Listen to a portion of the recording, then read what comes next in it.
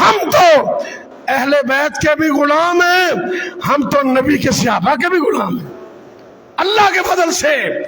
اور یہ ہمارا عقیدہ ہے کہ جو اہل بیت کے ساتھ بدزبانی کرے اس کا اسلام سے کوئی تعلق، مل کے بولی اسلام سے کوئی تعلق۔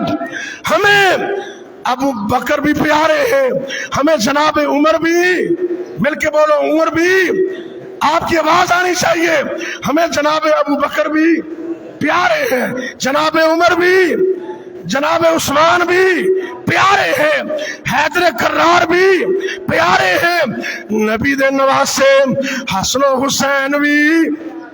ہم تو سب سے محبت کرتے ہیں، پیار کرتے ہیں، امی عائشہ کا تذکرہ کرتے ہیں، اما جان فاطمہ کا تذکرہ کرتے ہیں، ان کے ایمان کو اپنے لیے معیار سمجھتے ہیں۔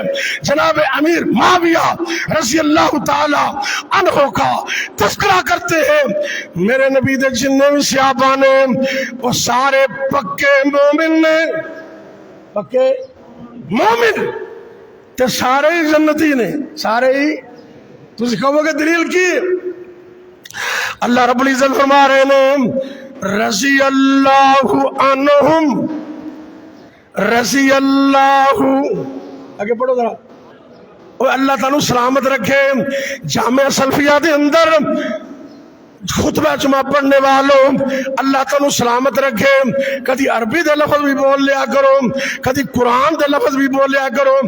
رضی اللہ عنہم، رضی اللہ، سارے بولو رضی اللہ عنہم ورضوا عنہ۔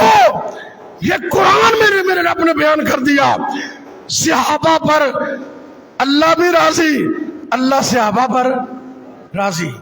تے جو رب راضی ہے تے کسی نو کی تکلیف ہے؟ سانو بھی راضی ہونا چاہیے۔